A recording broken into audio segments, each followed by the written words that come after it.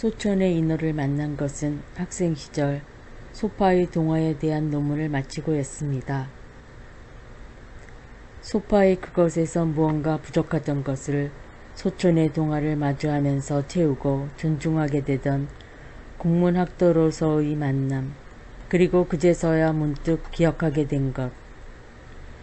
어린 시절 포항과 묵호에서 특별한 날이면 잠자리 머리맡에 아버지가 사다 놓아주신 책들 속에 가장 마음에 들었던 것. 그래서 몇 번이고 읽고 또 읽었던 동화들이 그의 것이었다는 것을. 영식이의 영식이, 꿈을 찍는 사진관, 영철이의 잃어버린 나, 인어. 졸업 후 기자가 되고 그 이듬해 세계 아동해 특집으로 기획한 동심을 찾는 사람들. 어린이와 함께 살아가는 사람들을 찾아 만나고 그들의 삶을 정리 요약해보는 주간 기획물 속에서 다시 만난 소천.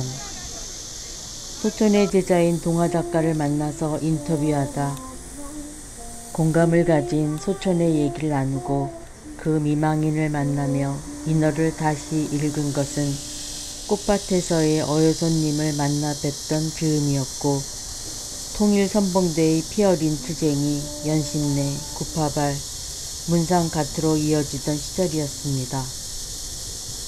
전교조 선생님들이 명동성당에서 아이들을 만날 때였고 한국전쟁 직후 전쟁에 나가 돌아오지 못한 아빠를 그리는 아이의 노래와 전쟁 후 이제는 남북으로 완전 분단된 세상에서 초판을 낸 6번째 동화집 무지개에서 암호 같은 동화 인어를 다시 만난 때였습니다.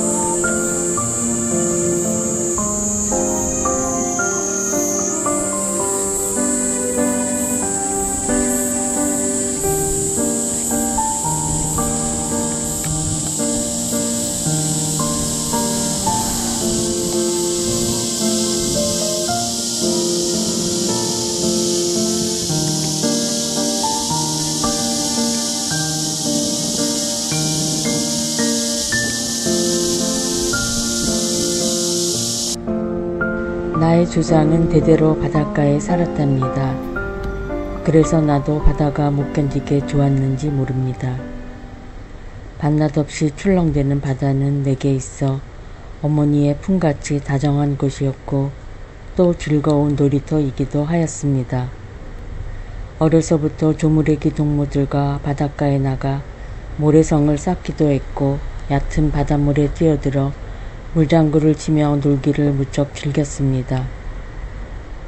철이 들면서부터 나는 친구를 가릴 줄도 알고 몰래 사귀는 사람도 생겼습니다. 어느 해 여름, 나는 그 처녀와 함께 일부러 가까운 바다를 두고 먼 바다로 해수욕을 갔었습니다. 난물을 사람들 틈에 섞여 맘 놓고 한여름을 지내보려고 해서였습니다. 지금도 눈앞에 선한 그 처녀의 날씬한 몸에 희디인 살결, 나는 그 처녀를 인어라 불렀습니다. 나도 남만 못지않게 헤엄을 잘 쳤지만 그 처녀는 나보다도 무척 더 헤엄을 잘 쳤습니다.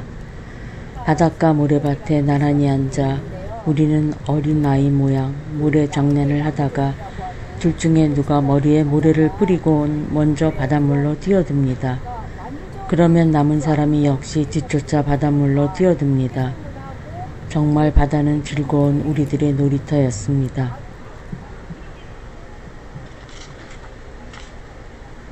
그러나 그의 여름이 다 가기도 전에 나는 혼자 그 바닷가를 떠나지 않으면 안 되게 되었습니다.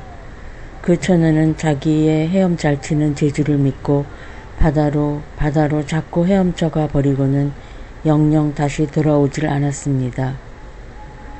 정말 그 처녀는 인어의 피를 받아 가지고 태어난 것이 아닐까, 이런 생각까지를 하게 되었습니다.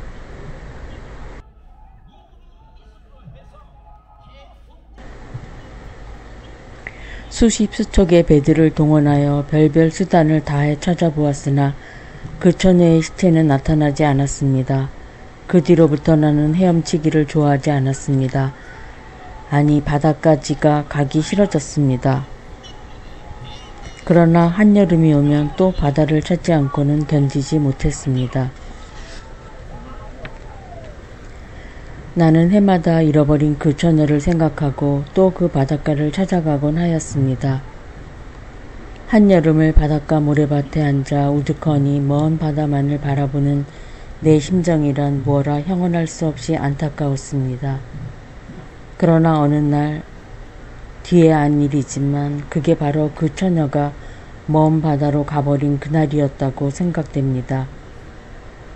내가 바다 쪽을 바라보고 있노라니까 저쪽 먼 바다로부터 누가 날 오라고 손짓하는 것이 아니겠습니까? 나는 벌떡 일어나 바닷물 속에 뛰어들었습니다.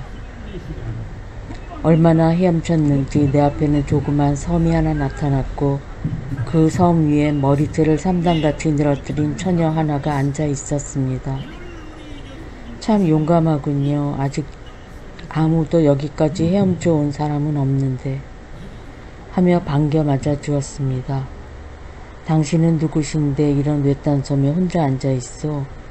보시는 바와 같이, 하며 그는 머리채로 가렸던 몸뚱이를 드러내 보였습니다.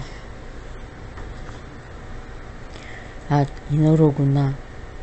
인어라는 말은 들었지만, 그리고 그림 같은 데서는 본 적이 있지만 정말 이렇게 하반신이 고깃꼬리도 된 사람을 보기는 처음입니다. 자세히 보니 몸에는 전부 고깃비늘 같은 것이 돋아 있었습니다. 그러나 나는 조금도 놀라거나 또 놀라워하는 눈치를 보이지 않았습니다. 나는 그를 물끄러미 바라볼 뿐 뭐라 할 말을 몰랐습니다. 당신의 그 뜨거운 사랑이, 그 안타까운 그리움이 당신을 여기까지 오게 했습니다. 그러나 퍽 실망하셨지요. 그 여자는 이 바다에도 이젠 없습니다. 그걸 당신이 어떻게, 육지에서 생긴 일은 전혀 모르지만 이 바다에서 생긴 일은 낱낱이 알고 있지요. 그러면 영원히 다시 만날 수는 없을까요? 글쎄요, 저 하늘에 가서 영원으로서나마 만날 수 있을는지요. 그런 건 우리 인어들보다 당신네들이 더 잘 알고 있지 않아요? 고맙소. 단념해버리지요. 바다를 깨끗이 잊어버리지요. 정말 잊을 수가 있어요? 그럼 어쩝니까? 그 텅 빈 자리를 무엇으로 채웁니까? 눈물과 한숨을 가득 담아주지요. 아이, 가엾어라. 제가 가르쳐 드릴까요? 그보다 훨씬 좋은 방법을. 나는 인어의 얼굴만 물끄러미 바라볼 뿐 더 말하지 않았습니다. 제 소원을 이루어만 주신다면 저는 반겨 당신의 사랑이 되겠어요. 그 소원이란 날 사람이 되게 하여 주셔요. 당신이 오랫동안 기다리던 그런 여인이 되게 하여 주셔요. 사람이, 여인이. 나는 그의 말을 되풀이했습니다. 그러나 나는 그런 문제보다 하나 더 큰 것이 있다고 생각했습니다. 당신도 영원히 바다를 잊을 수만 있다면 난 어떤 방법을 써서라도 당신을 사람으로 만들어 드리지요. 전 이제 바다가 싫어졌어요. 바다란 너무 쓸쓸한 곳이에요. 그렇지만 바닷속엔 산호며 진주며 수많은 어족들이며 해초들이 있지 않아요? 땅 위에 꽃에 못지 않을 그런 아름다운 것들이 얼마든지 있지 않아요? 그런 게 무슨 소용이 있습니까? 사랑하는 일, 사랑을 받는 일, 그것밖에 더 귀하고 큰 게 어디 있어요? 그렇기는 하지만 나는 다시 바닷가로 헤엄쳐 나왔습니다. 그리고 며칠이고 그 인어 아가씨를 잊으려고 애를 썼으나 도무지 잊을 길이 없었습니다. 그럼 어떻게 하나? 단 한 가지 길밖에 없었습니다. 그것은 인어 아가씨를 정말 사람으로 변하게 하는 법을 연구하여 그 보기 흉한 비늘과 고깃꼬리를 예쁜 사람의 몸뚱이와 날씬한 두 다리로 바꿔야 했습니다. 그러나 그것은 인어 아가씨를 잊기보다 더 어려운 일이었습니다. 얼마를 들고 굴돌했던지 내게는 그야말로 우스꽝스러울 만큼 엉뚱한 지혜가 생겼습니다. 마침내 나는 용기를 내어 그 방법을 실현해 보기 위해서 다시 인어 아가씨가 있는 섬으로 헤엄쳐 갔습니다. 왜 오랫동안 오시지 않았어요? 당신이 그리워 죽어버리고 싶었어요. 당신을 데려갈 방법을 생각하느라고 그랬지요. 그럼 오늘은 데리러 오셨어요? 내 대답을 듣기도 전에 인어 아가씨는 조아라 내 곁에 다가 앉는 것이었습니다. 자신은 없지만 내게 있는 슬기를 다 짜내어 생각해낸 방법. 자, 어서 이걸 먹어봐요. 뭔데요? 민들레씨. 네, 민들레씨라니요. 꽃이지요. 이걸 왜 먹으려십니까? 글쎄 먹어봐요. 당신의 살도 우리 사람과 같아질는지 모르니까요. 인어 아가씨는 곧 내가 주는 민들레씨를 받아 먹었습니다. 그러더니 무엇에 놀란 사람 마냥 전신을 부르르 떠는 것이 아니겠습니까? 민들레씨가 바람에 흩날리듯 아가씨의 전신에 다닥다닥 붙었던 비늘이 부슬부슬 떨어지기 시작했습니다. 나는 내 생각이 틀리지 않았다고 생각하니 미칠 듯이 기뻤습니다. 자, 이번엔 이 약을 하고 나는 이번엔 봉숭아 꼬시를 한 움큼 주었습니다. 이걸 다 먹어요? 어서 먹어요. 아가씨는 그걸 받아 은다 나를 씹듯 다 먹어버렸습니다. 그러자 이번엔 큰일이 났습니다. 아가씨는 그만 술에 취한 사람 모양, 아니 독약이라도 마신 사람같이 곤두박질을 하는 것이 아닙니까? 나는 어쩔 줄 모르고 왜 이래요? 진정하시오. 하였으나 아가씨는 정신없이 몸을 비비틀며 엎지락 뒤치락 하는 것이었습니다. 마치 물속에 사는 고기를 땅 위에 드러내 놓았을 때와 똑같은 몸짓이었습니다. 이상한 일도 있습니다. 봉숭아씨 주머니가 바람에 아니 저절로 툭 튀듯 아가씨의 고깃꼬리 같은 하반신이 딱 갈라지는 것이 아니겠습니까? 그러자 곧 그것은 두 다리로 변하고 발이 생기는 것이었습니다. 그러자 아가씨는 꿈에서 깬 듯 감았던 눈을 뜨며 일어나 앉는 것이었습니다. 아가씨, 나는 나지막한 목소리로 아가씨를 불렀습니다. 당신이 소원하던 대로 당신은 이제 나와 똑같은 사람이 된 것이요. 자, 어서 육지로 나갑시다. 고맙습니다. 저는 이제 영원히 당신의 것이에요. 우리 두 사람은 기쁨을 이기지 못해 오랫동안 부둥켜 안았습니다. 우리들이 결혼식은 옛날 얘기에 나오는 왕자와 공주의 그것같이 찬란하고 굉장했습니다. 그도 그럴 것이 바다에서 나는 값진 보화는 얼마든지 얻을 수 있었으니까요. 결혼식을 끝낸 우리는 화려한 도회지보다는 조용한 산속을 택했습니다. 그 하나의 큰 이유는 나는 내 아내에게 영원히 바다를 생각하지 않게 하기 위하여 여름이고 겨울이고 산속에서 살리라 혼자 마음속으로 정해버린 것입니다. 결혼한 우리는 무척 행복했습니다. 산속이라고는 하여도 돈만 있으면 무엇이고 없는 것이 없습니다. 우리는 예쁜 꽃밭을 만들고 온갖 악기를 사들여 날마다 노래와 춤으로 세월을 보냈습니다. 아내는 처음엔 육지 생활이 다소 낯설고 서툴렀으나 1년이 못 가서 아주 육지 사람이 되어버렸습니다.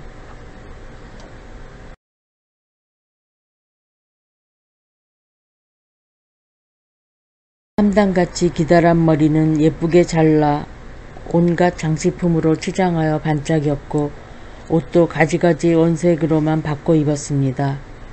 그러나 웬일인지 아내는 빨갛고 노랗고 초록빛 같은 색깔보다는 늘상 짙은 하늘빛을 좋아했습니다. 하늘빛. 아내는 내게 이렇게 말했으나 사실 그것은 하늘빛이 아니라 바닷빛이었습니다. 아직도 아내는 바다를 잊어버리지는 못하고 있다. 나는 마음속으로 이렇게 생각했습니다. 그러나 1년이 지난 우리들 사이에는 예쁜 아기가 생겼습니다. 아기는 무척 귀여웠습니다. 이제 나도 마음을 놓을 수가 있었습니다.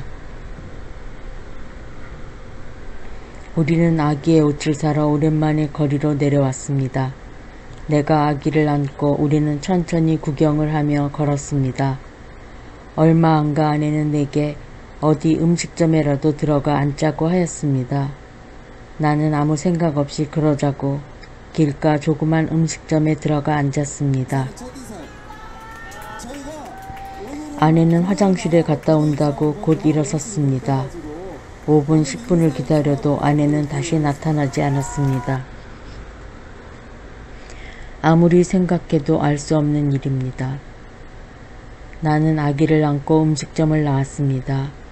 길을 걷다가 나는 문득 아까 어느 염색소 앞을 아내와 함께 지날 때 일이 생각났습니다. 지금 생각하니 그때 벌써 아내의 마음은 흔들리기 시작했던 것입니다. 염색소 2층엔 진한 하늘빛, 바다색 물감을 들여 늘어뜨린 수많은 피륙들이 바람에 나부끼는 것을 보고 아내는 갑자기 바다를 생각했을 것입니다. 그리해서 그냥 단숨에 나와 아기를 버리고 바다로 달아나 버렸을 것입니다. 굳이 다시 아내를 찾아 바다로 갈 필요는 없다고 나는 생각했습니다. 아기와 나를 합한 사랑과 바다 그것과 어느 쪽이 더 무거울까? 그것을 저울질하고 아내는 다시 산으로 돌아오든지 영원히 안 돌아오든지 할 것이지 내가 찾아가 사정할 따위 일이 아니라고 생각되었기 때문입니다.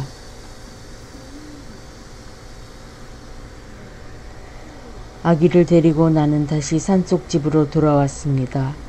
아기는 유모를 만났기 때문에 아무 일 없이 잘 자랐습니다. 한 해, 이태, 나는 아기가 자라면 자랄수록 어머니를 닮아가는 것 같이 느꼈습니다. 그러나 나는 아기 어머니를 영영 바다와 함께 잊어버리리라 이를 갈며 다짐했습니다. 그러나 지금이라도 아기와 나를 찾아 다시 아기 어머니가 돌아만 온다면 나는 반겨 맞아 주어야 하겠다고 생각했습니다.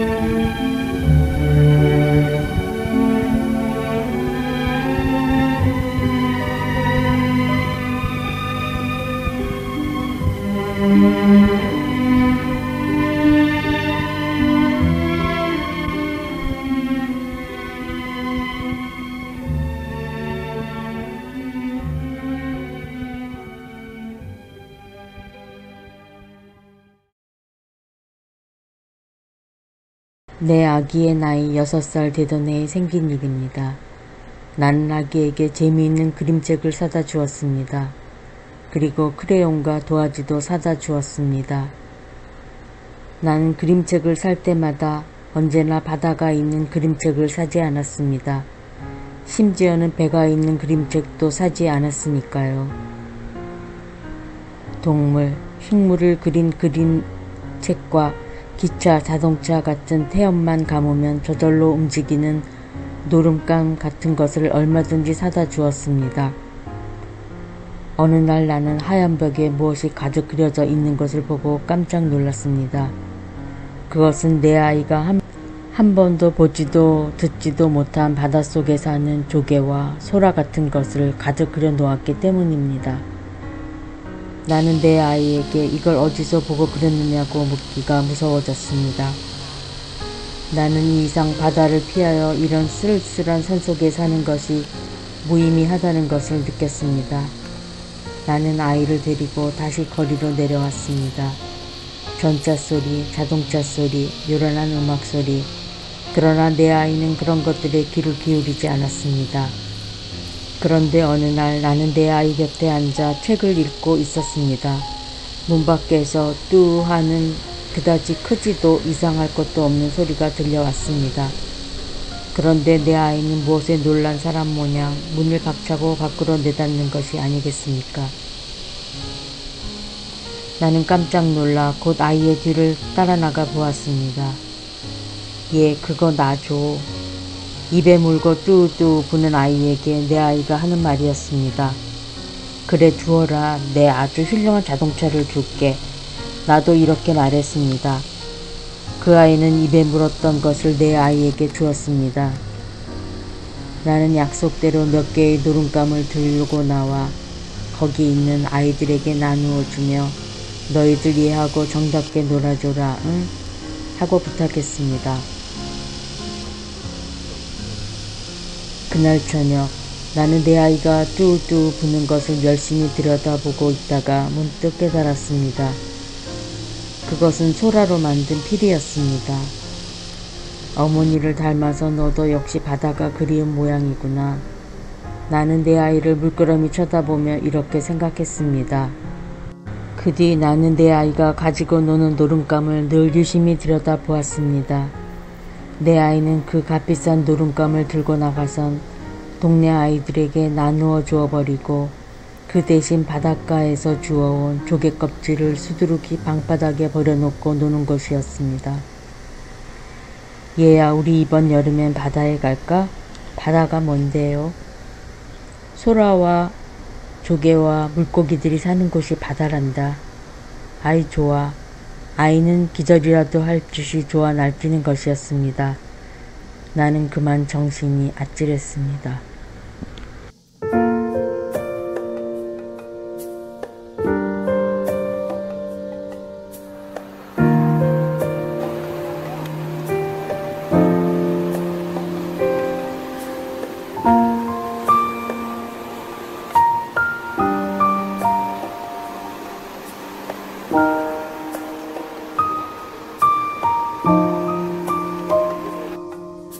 서울 용산구 청파동 2가 10번지 14호. 소촌이 42세 때 이사와 49세 나이로 세상을 떠날 때까지 살았던 집. 1956년에서 1963년 아동문학가 협회 일을 보면서 보육대, 이대, 연대 등에 출강하며 활발히 활동하던 곳. 그 떠난 후 한두 해 지나 그가 흔적 지은 그 길목 가까운 골목, 청파동 2가 8번지 7호에 묵호 포항 거쳐 5학년에 서울로 전학 온 시골 아이가 그의 동화를 기억하며 군대 갈 때까지 살았습니다. 그 인연도 모르고 살다가 수십 년 되새겨 이제서야 그 인연과 암호에 담긴 화들을 찾아서 또 다른 해석 한 편의 연작 공연으로 작품을 구성합니다.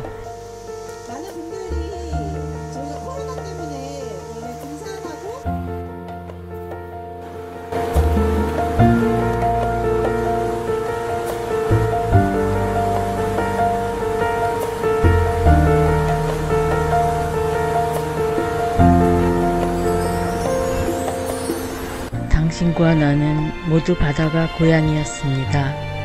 그래서 아무리 모질고 험하게 헤어진다 해도 가슴속 모르는 곳으로부터 지지 않고 피어나는 그 무엇이 결단코 하나 되어야 함을 일러줍니다.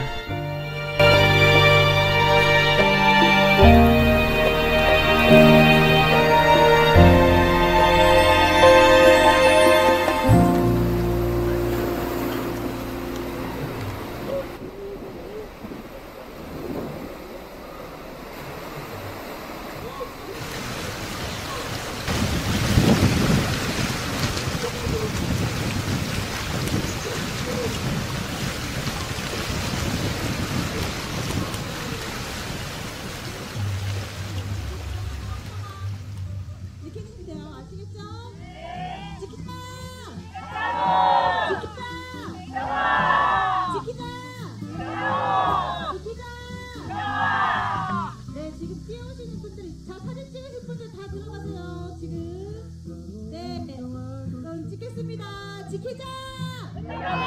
지키자! 지키자 수라도 한번 할까? 네, 지키자!